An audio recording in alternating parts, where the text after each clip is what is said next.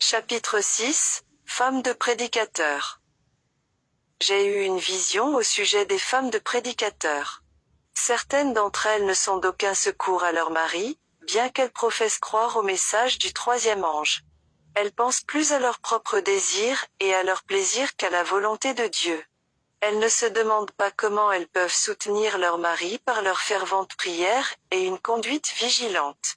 Il m'a été montré que certaines d'entre elles se comportent d'une manière si volontaire et si égoïste que Satan en fait ses instruments pour détruire l'influence et l'efficacité du travail de leur mari. Elles sont promptes à se plaindre et à murmurer si elles ont quelques difficultés. Elles ne pensent plus aux souffrances des chrétiens d'autrefois pour la vérité, et elles croient qu'elles peuvent exprimer leurs désirs et suivre leur propre volonté. Elles oublient les souffrances de Jésus, leur maître, l'homme de douleur, lui qui n'avait pas un lieu où reposer sa tête.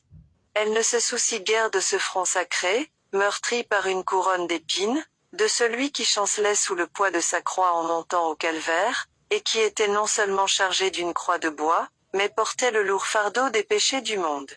Elles oublient les clous cruels plantés dans ses mains et dans ses pieds, et son cri d'agonie, « Mon Dieu, pourquoi m'as-tu abandonné ?»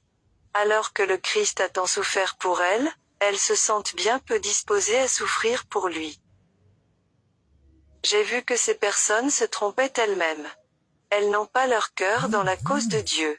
Elles ont compris la vérité, mais la vérité ne s'est pas emparée d'elles. Lorsque celle-ci, dans sa solennité et dans sa force, se sera emparée d'elle, le moi mourra.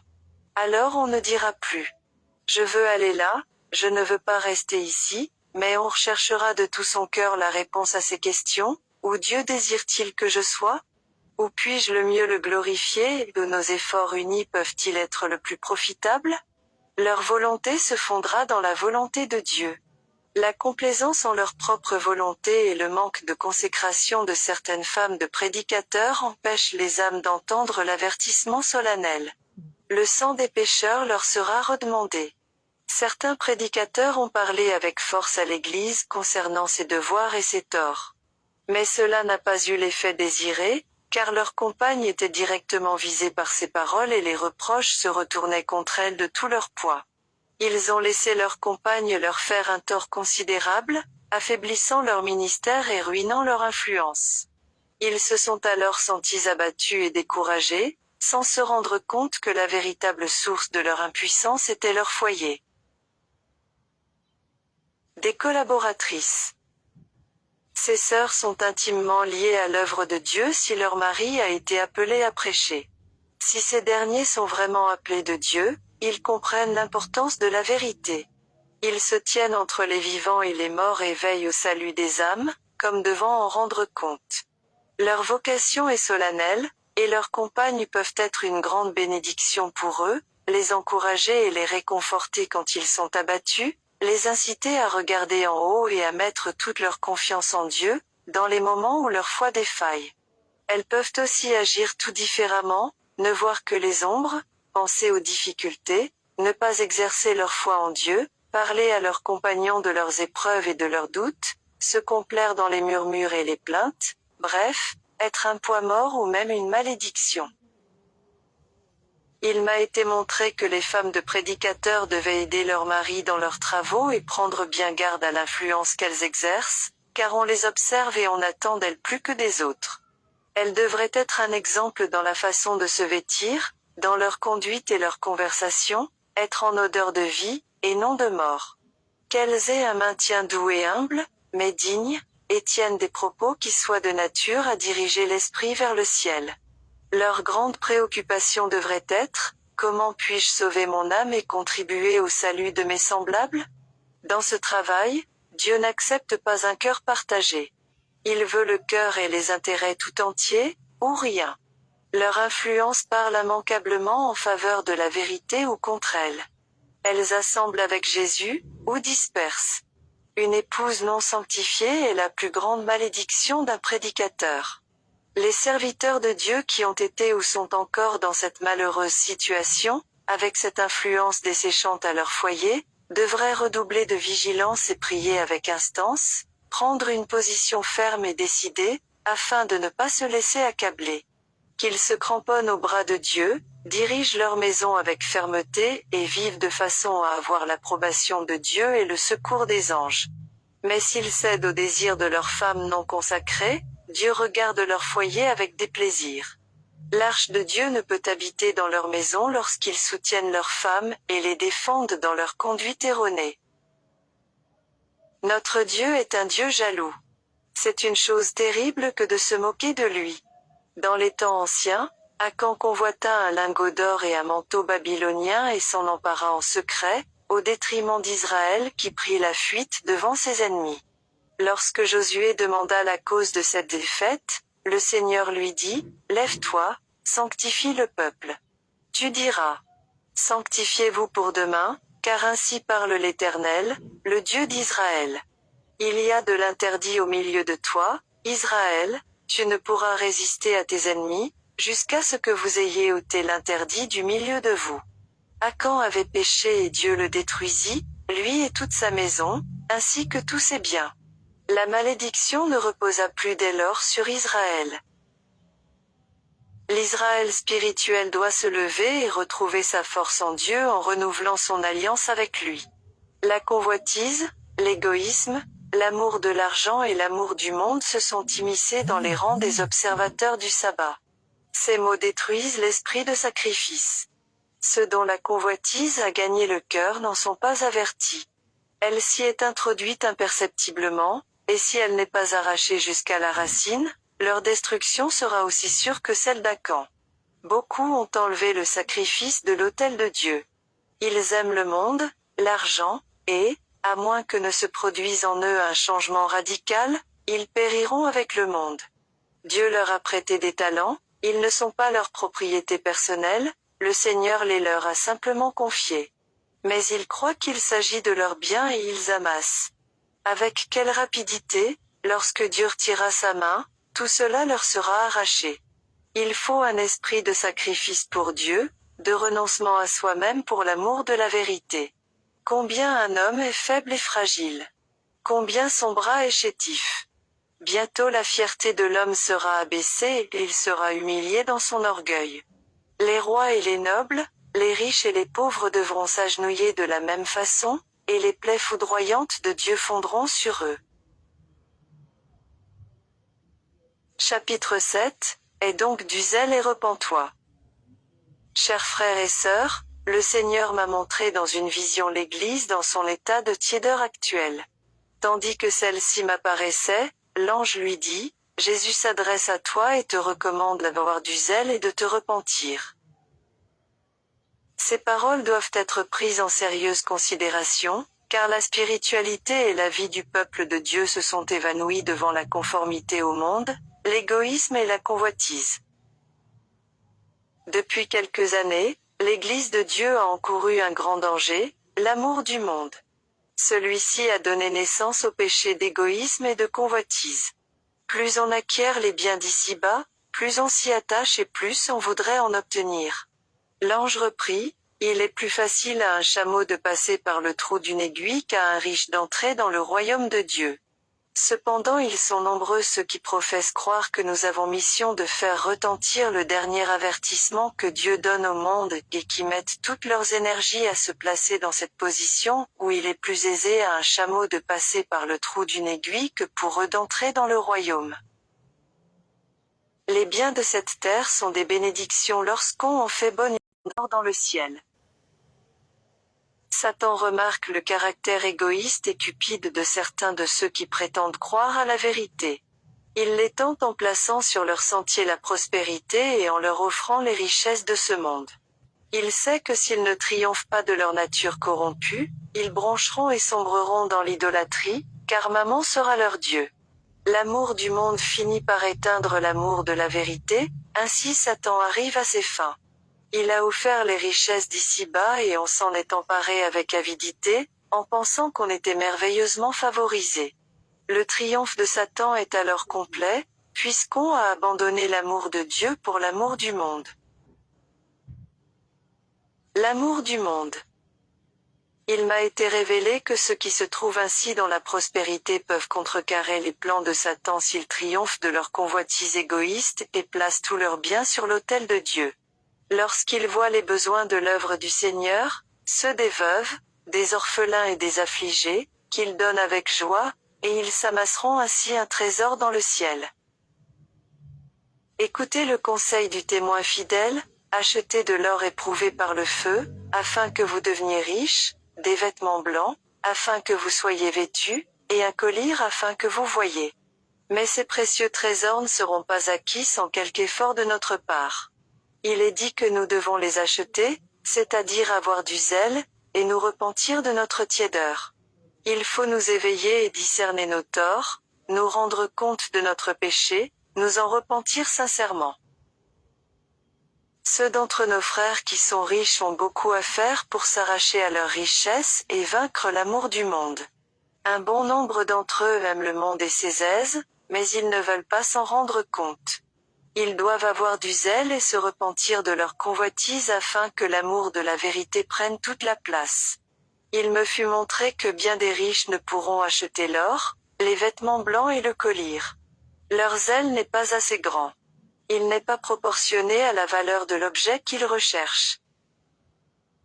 Avec quelle énergie, quelle ténacité, je les ai vus lutter pour acquérir les biens matériels. Que de froids calculs pour obtenir ce qui doit bientôt s'évanouir en fumée. Ils peinent jour et nuit et font des sacrifices inouïs pour un trésor terrestre.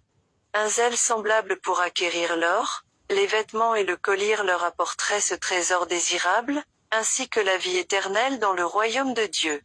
Il m'a été montré que c'était eux précisément qui avaient besoin du collier, car leur aveuglement les empêche de se rendre compte de leurs conditions et de leur attachement au monde. Oh! Puisse-t-il enfin voir? Voici, je me tiens à la porte, et je frappe. Si quelqu'un entend ma voix et ouvre la porte, j'entrerai chez lui, je souperai avec lui, et lui avec moi. J'ai vu que beaucoup ont entassé tant de décombres à la porte de leur cœur qu'ils ne peuvent plus ouvrir à Jésus.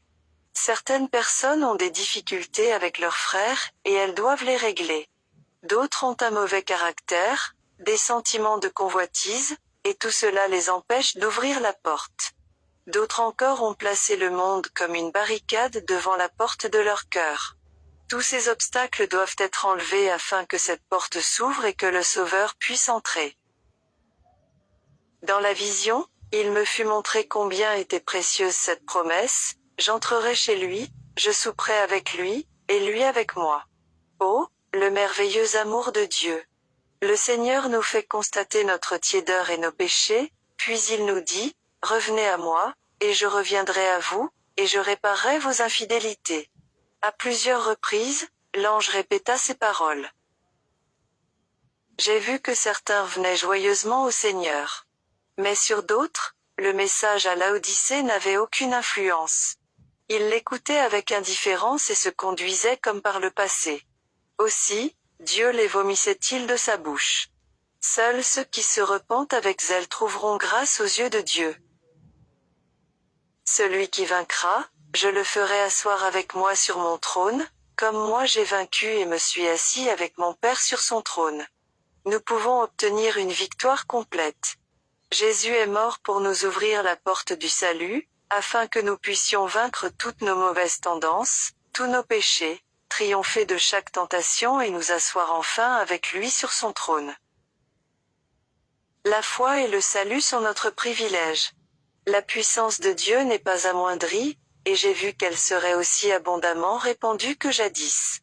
C'est l'Église de Dieu qui a perdu la foi et l'énergie nécessaire au combat, et qui ne dit plus comme Jacob, « Je ne te laisserai point aller. » Que tu ne m'aies béni. La foi persévérante a disparu. Elle doit revivre dans le cœur du peuple de Dieu. Il faut supplier le Seigneur pour recevoir ses bénédictions. La foi vivante s'élève toujours vers la gloire de Dieu. Le doute nous entraîne vers les ténèbres et la mort. Fausse difficulte. Il m'a été montré que certains de nos frères et sœurs avaient leurs pensées mal orientées. Ils jugeaient leurs frères d'après les notions qu'ils s'étaient forgées eux-mêmes. Si quelqu'un n'agissait pas d'après leurs idées, ils mettaient immédiatement le trouble dans l'Église. Ils coulaient le moucheron, et avalaient le chameau. On s'est trop longtemps complu à ce genre de choses. On a concentré son attention sur des vêtilles et, lorsqu'il n'y avait pas de vraies difficultés dans l'Église, on en a inventé. Les âmes sont ainsi détournées de Dieu et de la vérité, et végètent dans les ténèbres. Satan se réjouit de voir un tel esprit régner parmi nous. Mais ce ne sont pas de telles épreuves qui purifieront l'Église et qui finalement accroîtront la force du peuple de Dieu. J'ai vu que certains d'entre nous avaient une piété languissante. Ils ont passé leur temps à surveiller leurs frères et sœurs, guettant chacune de leurs fautes afin de susciter du désordre. En agissant ainsi, ils ont détourné leurs pensées de Dieu, du ciel, de la vérité, et les ont dirigés là où Satan le désirait. Ils ont négligé leurs âmes. Ils voient rarement leurs propres fautes, car ils sont trop préoccupés de celles des autres pour sonder leur cœur. Le vêtement de celui-ci, le chapeau de celle-là, voilà ce qui retient leur attention. Ils en parlent à l'un ou à l'autre, cela suffit à les occuper pendant des semaines. J'ai vu que toute la religion de ces pauvres âmes consiste à observer les vêtements et les actions des autres afin d'y trouver à redire. Si ces gens ne changent pas, il n'y aura pas de place pour eux dans le ciel, car ils y critiqueraient le Seigneur lui-même. L'ange dit, pour être en règle avec Dieu, il faut s'occuper d'abord de soi. Mais lorsque certaines personnes se préoccupent tellement des fautes d'autrui, il leur reste peu de temps pour s'occuper d'elles-mêmes. Ces découvreurs de tort seraient souvent guéris de leur habitude s'ils s'adressaient directement à la personne qu'ils pensent être en faute. Cela leur paraîtrait si difficile qu'ils préféreraient abandonner leurs idées mesquines. Mais il est aisé de laisser aller sa langue et d'accuser telle ou telle personne en son absence. L'ordre dans le culte. Certains pensent que c'est une erreur d'observer un certain ordre dans le culte. Mais il m'a été montré que ce n'est pas un danger d'avoir de l'ordre dans l'Église de Dieu. J'ai vu que la confusion déplaît au Seigneur et qu'il faut de l'ordre dans la succession des prières et des chants. Nous ne devrions pas venir à la maison de Dieu pour prier en faveur de nos familles, à moins qu'un sentiment profond nous y pousse, sous l'influence de l'Esprit de Dieu. En règle générale, le lieu propice pour ce genre de prière est le culte de famille. Quand l'objet de nos prières est éloigné, il faut plaider avec Dieu dans le silence de notre chambre. Lorsque nous sommes dans la maison de Dieu, prions pour recevoir des bénédictions immédiates et nous pourrons espérer alors que Dieu nous entendra et nous répondra. De telles réunions seront vivantes et profitables. Il m'a été montré que tous devraient chanter sous l'influence de l'Esprit, et avec intelligence. Dieu ne se plaît pas au jargon et aux dissonances. C'est dans la mesure où nos chants seront justes et harmonieux que Dieu sera glorifié, que l'Église sera bénie et que les étrangers seront le plus impressionnés. J'ai vu l'ordre parfait qui règne dans le ciel, et, en écoutant la musique céleste, j'étais plongé dans l'extase. Lorsque je revins de ma vision, la façon de chanter de l'Église me parut rude et discordante. J'avais vu des anges qui se tenaient en carré, ayant chacun une harpe d'or. À l'extrémité de la harpe, il y avait un appareil pour l'accorder. La main des anges ne glissait pas avec indifférence le long des cordes, mais avec la plus grande précision. Il y avait un ange conducteur qui touchait le premier de la harpe, et donnait la note. Puis tous unissaient leurs instruments en une harmonie puissante et parfaite. Cela est impossible à décrire. Cette musique est mélodieuse, céleste, divine, cependant que le visage de chaque instrumentiste reflète l'image de Jésus et brille d'une gloire indicible. Le peuple de Dieu ne doit pas être un peuple de confusion parmi lequel manque l'ordre et l'harmonie, l'esprit de suite et de beauté. Le Seigneur est grandement déshonoré lorsque règne la désunion. La vérité unie. L'unité que Dieu réclame doit être cultivée chaque jour si nous voulons répondre à la prière du Christ. La désunion qui cherche à se glisser parmi ceux qui professent croire au dernier message de miséricorde de Dieu au monde ne doit pas y trouver sa place. Car ce serait une terrible entrave à l'avancement de l'œuvre du Seigneur. Ses serviteurs doivent être un, comme le Christ et le Père sont un. Il faut que leurs facultés empreintes de la lumière de l'Esprit et de la sainteté céleste s'unissent en un tout harmonieux. Ceux qui aiment Dieu et gardent ses commandements ne doivent pas aller chacun de leur côté, mais serrer les rangs. Chapitre 8,